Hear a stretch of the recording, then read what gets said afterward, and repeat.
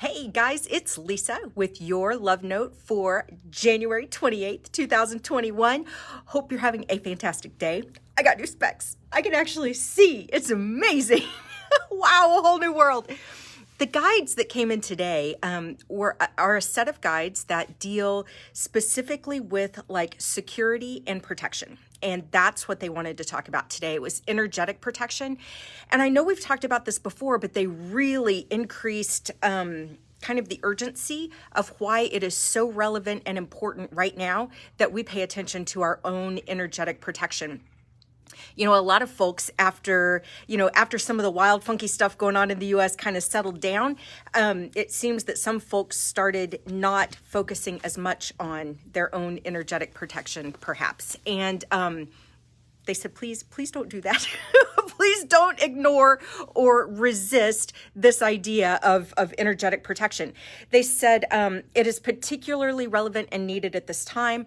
You know, they brought up ideas in terms of things like, you know, prayers and setting the intention for protection, you know, even thinking about like energetic shields around you, using the crystals or other devices that you know of that are helpful for protection for you, even sacred geometry. But the idea of bringing in more and more light into your energetic fields and sealing out all that is not light, that is not love, that is not, you know, of that kind of energy.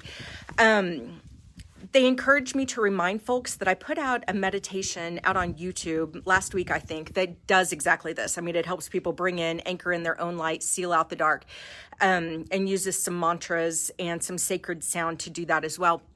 One of the things that was included in that particular meditation that they did ask me to talk about today is the 23rd Psalm. So this is a prayer from, you know, from Christian culture, Christian religion. But one of the ways it was described to me by someone who has studied, you know, basically all world religions, or at least a huge number of them, he described the alchemical power of the 23rd Psalm. And that for people who believe in and follow Jesus, cool, you know, follow that perspective. That's fantastic. But for others that might not be their path, thinking of the term Lord in the 23rd Psalm, you know, the Lord is my shepherd, that whole idea, that you can also think of that in terms of your soul. And the idea of both, you know, the divine feminine, divine masculine nature of the soul, and bringing that protective power throughout the course of that prayer in. Now, one of my teachers, Tom Kenyon, when he first described the alchemical power of this particular prayer, he was explaining, and I don't know if this is true, so I've heard it, you know, second, third hand, whatever. But he was explaining that during the Korean conflict, you know, there was a group of American troops, a platoon, whatever you call them, that were stationed overseas, engaged in the Korean War, and that every day that particular platoon would get together and say the 23rd Psalm out loud as a group. And that there was something incredibly protective in them choosing to do that, and them saying that prayer together. And that as a result, that was one platoon, that there wasn't a single casualty, and that every, you know, member made it home without massive injuries. And that there was just something inherently protective about that and about doing it together. Now, I've seen the power of this particular prayer. You know, when my daughter was in grade school, she was going through a phase where she was being bullied. And I thought, well, what can I do? You know, without being there to be her shield for her, what can I do to help? And so we thought about the protective nature of prayers. And on our way to school, we would say, you know, a couple of different prayers, including one that was specifically around energetic protection, one that specifically called in the energies of Archangel Michael, but then also the 23rd Psalm that we would recite together out loud on the way to school. And it was fascinating how so soon that bullying at school business stopped. You know, that was no longer an issue. And some of the energetic stuff she was dealing with, we were able to manage through this process as well. So you might go take a look at that particular video over on YouTube at Lisa Wade Alchemy. It's just a meditation. But consider what prayers are particularly relevant and feel protective for you, because this is a super good time to be bringing those in. You know, as far as stones are concerned, I wish I had one on me right now. Black tourmaline is amazing. I mean, is amazing for kind of guarding against negative energies.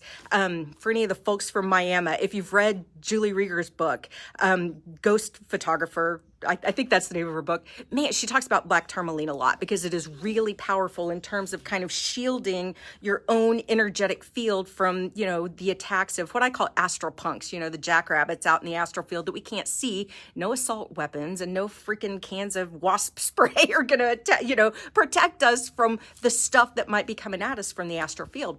Black tourmaline is super powerful. For me, I found it's great for preventing car sickness too. I get motion sickness so bad if I'm riding in a car and anybody else is driving. Black tourmaline, for whatever reason, cures that. I don't know why, but I'm glad that it does. So you might check it out. You can find it at basically any, you know, any rock shop, crystal store, order it off the internet, whatever. Selenite is another one. It's white. It's great for like uplifting, helping to cleanse, but also uplift energy. So on each side of my bed, I've got two nightstands, and on each side, I've got a black tourmaline and a white selenite on each side, specifically to kind of keep a protective space around my bed while I sleep. You know, the other thing, cutting energetic cords. I've talked before how we're all like little walking around energetic sponges, and we pick up on the energy of the people around us. Now, one of the benefits actually of lockdown and of social distancing is that we haven't picked up in person on as much of the, you know, negative energies that can jump off other people and onto us. But astral punks don't know time and space. They operate in the fourth dimension and above, which means, you know, they don't have to play by the same rules. That's why it is so important that we attend to our own energetic protection, that we cut those energetic cords, even from things like videos like this. Like I need to go in and cut energetic cords from people that, you know, maybe watching the videos that have nefarious intent. So that's just something to keep in mind. They also, this was kind of weird. As if, yeah, me saying this is kind of weird, as if most of the stuff I talk about isn't. But I was on a call the other day, and there were 4 of us on this call, and we were feeling this kind of heavy energy that was just part of the call. And one of the gals tapped in, a highly skilled, intuitive person, tapped in, and she found that there were, and she was using her tools to figure, you know, all this out, but that there were 1,138,000, that's a big number, souls who had passed on but didn't fully transition. So like earthbound stuck souls that were hanging out around the 4 of us. And what she explained is that souls who transition don't know the difference in light, you know, in terms of the light that they should be going on toward and light that people hold. So as a result, when especially if there's a group of people that hold a lot of light, those souls can be kind of like, you know, a moth to a flame or to a light bulb, not getting in your light, you know, in your light bulb per se, but, you know, swirling around the outside of it. And we had to go in and do some pretty deep, you know, work to help send all of those souls on to where they needed to go, and immediately felt a ton lighter. So there could be something in that for you.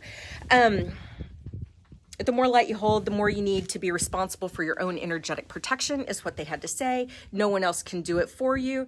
They also remind that we are sovereign beings, that energies can't be in our space without our freaking permission. You know, sometimes though, they are very cunning.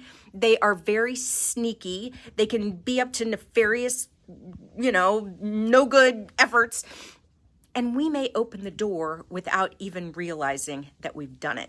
And so we need to be aware of our own energetic protection, and especially be aware of clearing our energetic space if anything has made its way in.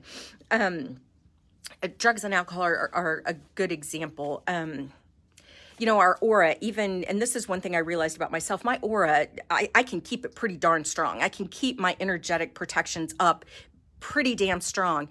But there are certain things that like create almost like little cracks or fissures in my aura. This is the whole reason I personally don't choose to smoke weed. I know with me, smoking weed creates the cracks in my aura and lets crap in. I don't want crap in. This is not going to be the same for everyone. So this is not some big don't smoke weed kind of message, but it's just for me, I know what opens the door, and I choose for myself not to open that door because I don't want to have to deal with taking out the trash afterwards. So that's just one of the things that for me, in my sovereign choosing, I've made a decision, I don't open that door. And so just think about what it might be for you, that especially if there are things that you engage in that afterwards you feel depressed, heavy, negative, angry, frustrated, whatever. It could be that you've opened a door to some energetic, punks, energetic baggage that you just don't need to be carrying around. We just are encouraged to know ourselves. Know thyself, right? And be responsible for our own energies and how we interact with those energies, both on the protective front, but also on the clearing front as well. Now, I know for many of you watching this, the whole idea of energetic protection, the whole idea of, stuff that you can't even see, energies that you can't even see maybe, or know that they're there jumping on you and jacking with your physical body, your mental health, your emotional health, or even your spiritual connection. But it's real. Just because we can't see it, x-ray it, shoot it, whatever, doesn't mean that it's not real. So if you have no idea where to even start in terms of the conversation about energetic protection, this is what I teach, right? This is a lot of what the Warrior of Light program is all about. I mean, both in terms of, it's really kind of threefold, helping people align with their soul gifts, a recognition every single one of us has a soul gift. And when we bring that soul gift out to the world is a better place for it. Now, the more we anchor into our soul gift and the more we work to bring it out into the world, the more the astral punks go, ooh, we better stop her, or we better get in his way, or whatever. That's why it's important to understand energetic protection.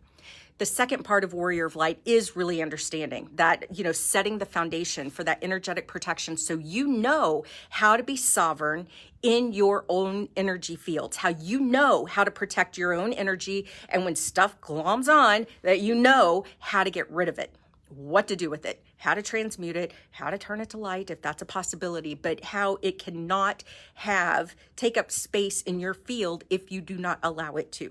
Sometimes you might need help on the clearing. I'll be honest, clearing, that's not really my specialty, kind of because I've chosen for it not to be, but I know a lot of folks that their specialty is energetic clearing. If you feel like there's something in you, on you, jacking with you that you want to get rid of, let me know and we can find people who can help make sure that your field is clear as well.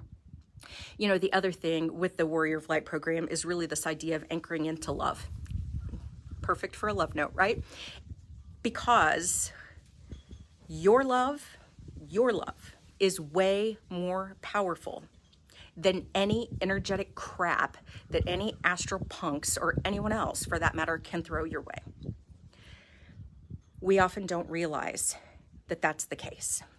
But when we start to understand just how powerful love is, just how powerful our innate love is, that it's stronger than any of the other bullshit out there, man, that takes our own empowerment and our own sovereignty to a whole nother level where we are unjack-withable. That's now a word. So, if you're interested to learn more, I'm interested to share more, you can follow the link to the Warrior of Light program and find out more at the link there, or we can set up a time to talk. Bottom line is, energetically, the world's still a little wild right now. There's still kind of a lot of chaos and a lot of, as people are holding more and more light in their body, in their field, the dark is doing its damnedest to scare us out of it, to attack us out of it, to convince us that, holding light isn't good, or to jack with our emotions and our mind in such a way that we lose sight of our own light, that we lose sight of love.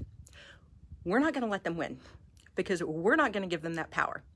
And so I hope you're with me in the idea of anchoring just more and more love and light into your physical being and letting that, along with a whole bunch of, protective possibilities as well. And again, there's so many out there that you can learn and utilize. I'm happy to teach those. It matters. And it matters right now. And so this particular group of guides came in. Energetic protection, incredibly relevant right now. Your own energetic security is your responsibility. The more light you hold, the better it is for the planet, but also the more you might attract attention from the dark. And so why it's even more important to double down on your energetic protection as well. Remember always, you are loved. Your love is incredibly powerful. Incredibly powerful. Never forget that. And when we lean into our love, we make the world a better place. We simply do. So I'll talk to you tomorrow.